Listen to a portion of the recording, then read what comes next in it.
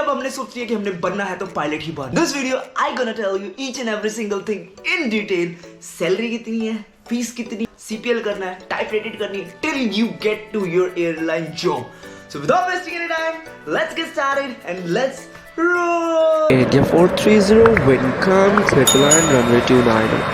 Runway 29er, clear to land, Air India 430. So देखो, pilot बनना इतना आसान नहीं है और पायलट बनना इतना मुश्किल भी नहीं है। सबसे पहले आपको एलिजिबिलिटी पता होनी चाहिए कि एक पायलट के लिए इंडिया में क्या एलिजिबिलिटी है। So you should have 10+2 pass with physics, chemistry and maths.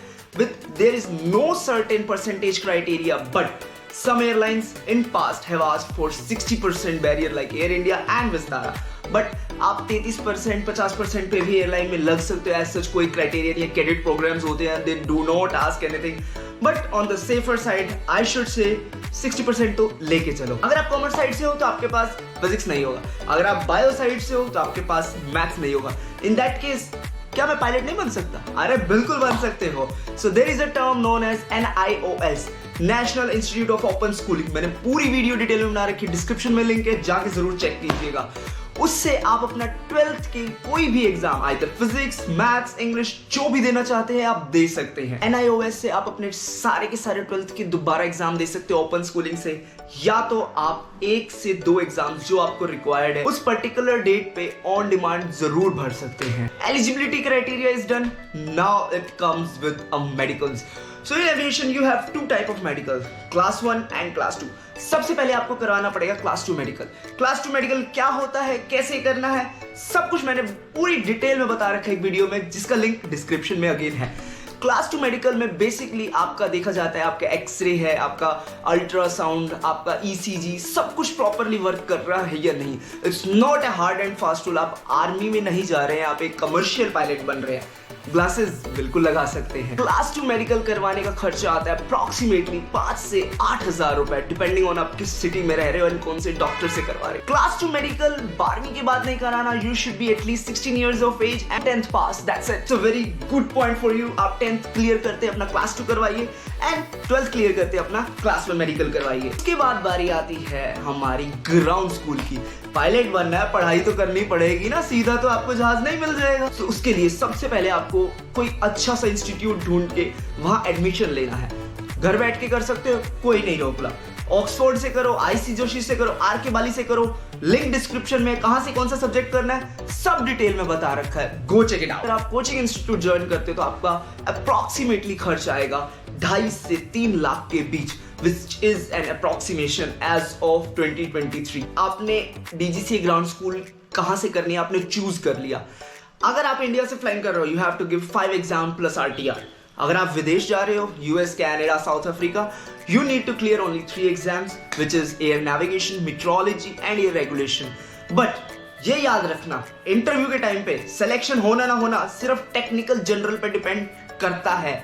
A lot of student gets failed because उनका technical part is not that great। आप जाओ विदेश में, खूब मजे करो, खूब फ्लाइंग करो, बट टेक्निकल जनरल जरूर पढ़ना। पहले एग्जाम्स क्लियर करके फिर अब्रॉड में फ्लाइंग करने जाना। उससे क्या होगा, व्हेन यू कम बैक आपकी रिसेंसी होती है कि आपको 6 महीने के अंदर अंदर अपना लाइसेंस कन्वर्ट कराना होता है। अगर एग्जाम नहीं दे रखे होंगे, आपको पहले आके एग्जाम्स देने पड़ेंगे। एग्जाम्स देने के बाद आपको फिर फ्लाइंग करनी होगी। तो in that case it would be very hard. For the God से 1 या 2 अटेम्प्ट में नहीं हुआ तो आपकी रिसेंसी लग जाएगी, फिर आपका एक्स्ट्रा खर्चा बढ़ जाएगा। और बात करें इन एग्जाम्स की तो ये अप्रोक्सीमेटली 4 से 6 महीने में आप इजीली क्रैक कर सकते हो 5 के 5 exam plus RTR as well, अगर आप डेडिकेटेड हो, जुनून है and you have the passion to become a pilot. अब बारी आती है सबसे मेन पार्ट की, जो है फ्लाइंग। सो कमर्शियल पायलट लाइसेंस लेने के लिए हमारे को 200 घंटे फ्लाइंग करनी है। ये single engine plus multi engine पे हो सकता है। एज सच कोई रिक्वायरमेंट नहीं है, but I would say 185 hours on single engine, 15 hours on multi engine, because Boeing नहीं मांगता, ATR नहीं मांगता, लेकिन एयरबस में अगर आप जॉब लेने जाओगे, एयरबस 320 वाले जहाज में, so they require at least 25 घंटे of multi engine। So 10 घंटे would be done on a simulator and 15 घंटे should be done on an actual aircraft। So आपकी फ्लाइंग कहीं ना कहीं 220 घंटे की हो जाएगी।